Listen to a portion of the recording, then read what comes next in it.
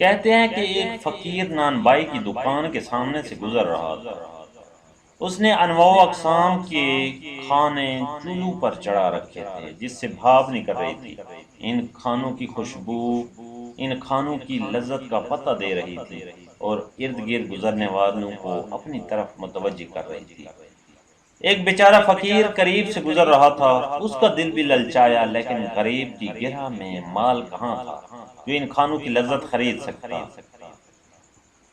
اس نے ہر چند کوشش کی مگر وہاں سے وہ نہ ہٹ سکا۔ کھانوں کی خوشبو اس کی بھوک بڑھا رہی تھی۔ بالآخر اس نے تھیلے میں سے سوکھ کی روٹی نکالی اور کھانے کی دیگ کی بھاپ سے اسے نرم کر کے کھانے لگا جس میں کھانے کی خوشبو بسی ہوئی تھی۔ نان بھائی چپ چاپ یہ تماشا دیکھتا رہا۔ جب فقیر کی روٹی ختم ہو گئی اور چلنے لگا تو نان بھائی نے اس کا راستہ روک لیا اور کہا، یوں مسٹنڈے کہاں بھاگا جاتا ہے، لا میرے پیسے نکال۔ فقیر ہکا بکا رہ گیا اور کہا، کون سے پیسے؟ نان بھائی نے کہا، اچھا کون سے پیسے؟ ابھی جو تو نے میرے کھانے کی بھاپ کے ساتھ روٹی کھائی ہے وہ کیا تیرے باپ کی تھی؟ اس کی قیمت کون چکائے گا؟ فقیر بیچارہ ہکا بکا رہ گیا۔ اگر میں نے بھاپ کے ساتھ روٹی نرم کر کے کھا بھی لی ہے تو اس میں تیرا کیا چلا گیا ہے کہ میں اس کی قیمت ادا کروں؟ بس بس چپ کر، سب ادھر ادھر کی باتیں مت کر، میں تیری جان ہرگز نہیں چھوڑوں گا، میں اپنا مال وصول کر کے رہوں گا۔ نان بھائی نے اس کا گریبان پکڑ لیا۔ فقیر بیچارہ پریشان ہو گیا۔ اس ہٹے گٹے نان بھائی سے کسی طرح جان چھڑانے کی اس کی طاقت نہ تھی۔ ان کی تکرار بڑھتی رہی یہاں تک کہ بہلول دانا ادھر سے گزرا اور ان کے قریب رک کر ان کی باتیں سننے لگا۔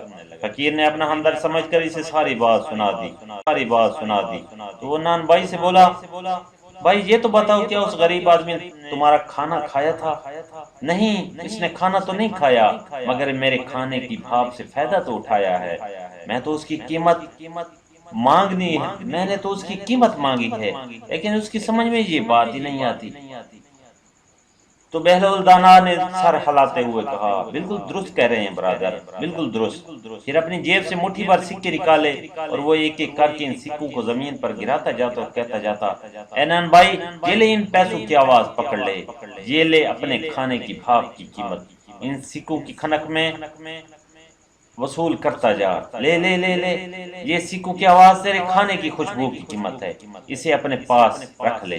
ارد گرد کھڑے لوگ ہنس ہنس کر دوہرے ہو گئے تو نان بھائی اپنی خفت مٹانے کے لیے بولا، یہ پیسے دینے کا کون سا طریقہ ہے؟